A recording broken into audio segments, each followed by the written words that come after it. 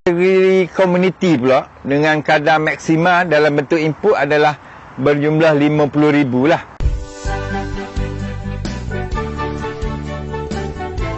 Pertamanya saya ucap terima kasihlah Jabatan Penerangan Negeri Terengganu atas kerjasama mungkin julung-julung kalinya. Ini merupakan satu program untuk komuniti lah, terutama penduduk-penduduk Melanda yang susah.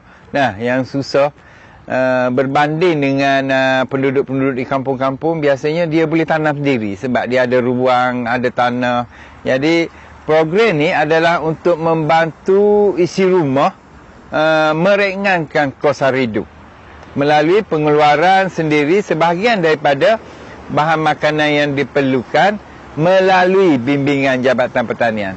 Itulah yang dimaksudkan tentang program pertanian bandar, dan ia adalah sebahagian kecil daripada program jabatan untuk membantu mencukupkan makanan dalam negara. Kita di Jabatan Pertanian menyediakan insentif dalam bentuk input dengan nilai kalau untuk individu tu maksima sehingga RM500 dengan syarat mempunyai, kata satu kelompok tu mempunyai 10 orang individu lah minimalnya.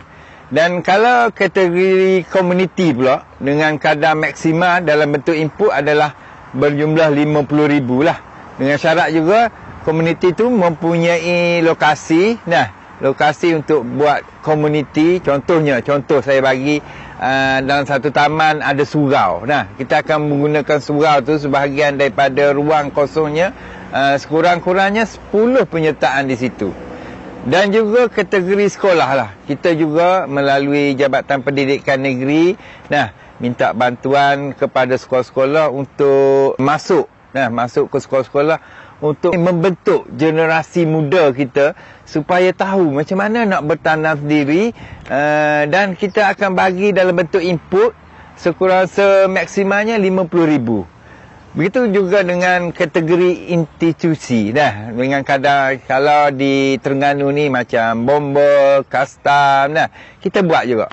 InsyaAllah kita akan bantu juga sehingga 50,000 dalam bentuk input. Sekiranya orang awam banyak yang tak tahu, dia boleh berhubung dengan pejabat kita, terutama di daerah-daerah yang berdekatan lah.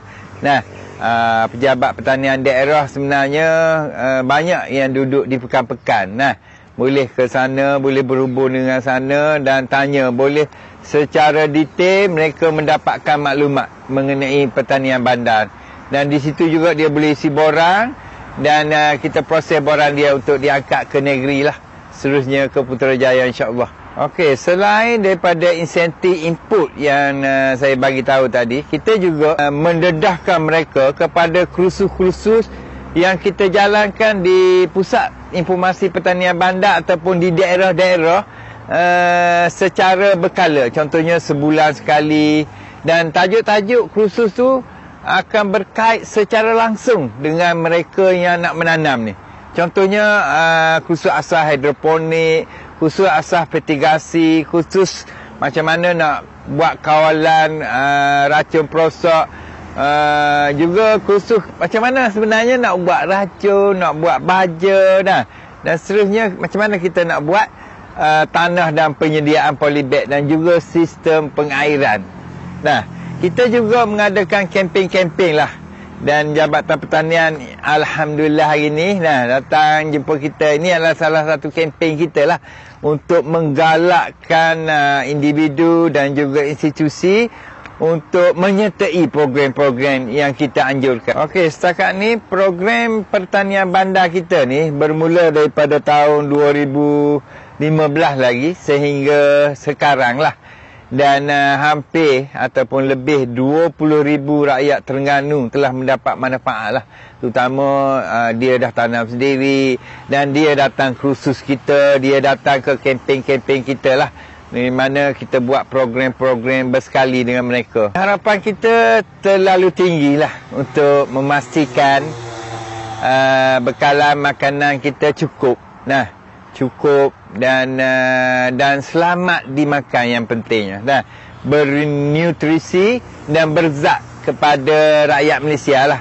Dan semua orang juga akan menyedari kepentingan keterjaminan makanan atau istilahnya food security.